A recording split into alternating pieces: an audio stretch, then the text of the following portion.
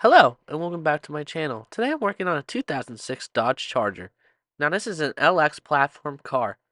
Now in my past videos you can actually see me repairing these areas with some new metal as these areas rotted out, and it's very common for these cars to have this area rot out too, especially the Challengers and the Magnums and the 300s. Now, it took a little while to weld in all of the area around here and repair it. So right now, after I coated it with about 2 coats of primer and then a coat of paint over the top, you could just put whatever you want over it. We could put over this seam sealer, which is rated to go over painted surfaces. It's a 1K. You don't have to mix anything. And if you actually want, you can actually put a cap on the top of it and use it another day if you don't have to use it all in the same day. As you can see here, I'm taking my time and I'm going to go around and put it on there. It doesn't have to be super smooth or anything else like that.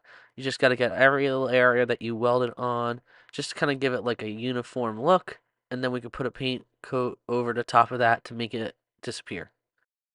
Now, the brand I used was an economy-based brand, so it kind of was a little bit stringy and didn't go out smooth as much as I tried to get it to lay out smooth or even brush it at the end.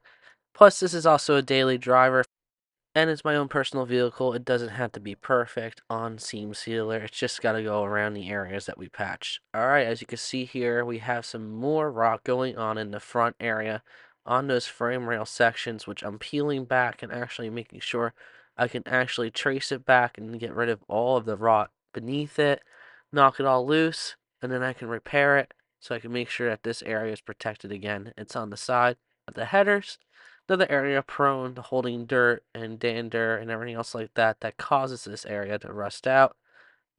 Debris flies up in there, moisture gets trapped in it, and it just rots from both sides because it's actually almost like a square design inside there. So we're going to get in there with our belt sander and a few other things. Then we're going to also convert anything that's left with a gel converter and make sure that I can get in there, cut it out, weld in some new metal, and solve that problem with that. We can extend the life on this car to make sure that I can keep getting, you know, some more use out of it. And then when the day comes when I pull the motor, I can address if I see anything else that's starting again. Because once you drive your car back on the road and introduce salt, like where I'm at, I'm going to heavily protect both sides, some cavity wax inside from the inside area where you weld.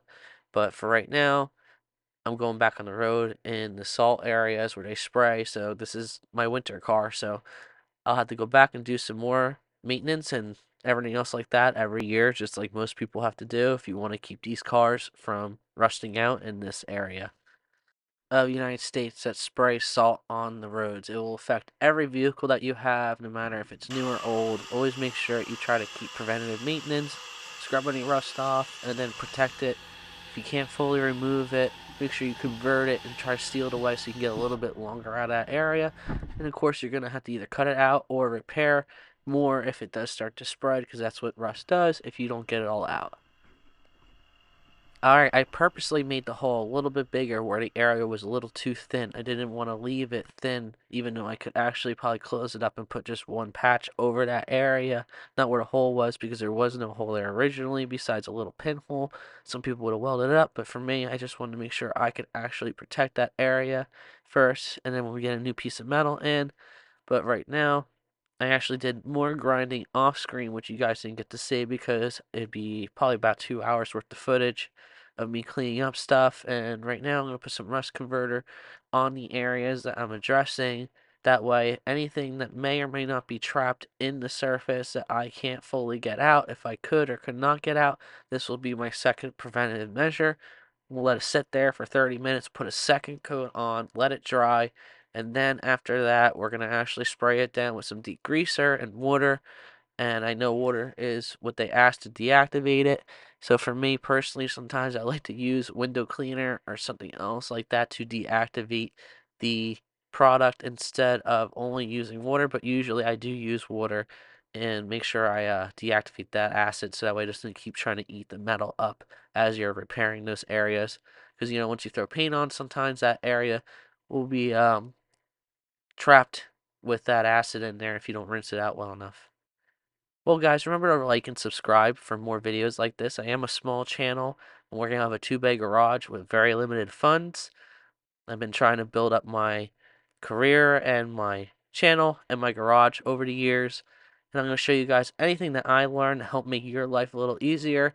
You could take what you want and leave the rest, but I am always trying to help and show what I do. I mean, hopefully you can solve some of the problems that you may have on your vehicles too.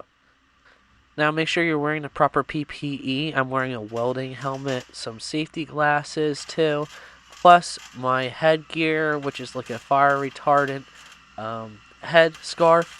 That way it goes around your hair so nothing catches on fire. Make sure there's no skin showing. You don't want arc flash or anything else like that kind of coming out there and affecting your skin later on in life. And right now I'm doing a series of spot welds to try and get that area all sealed up with the new patch on there. Take your time and make sure that you make the patch big enough to fit over what you want.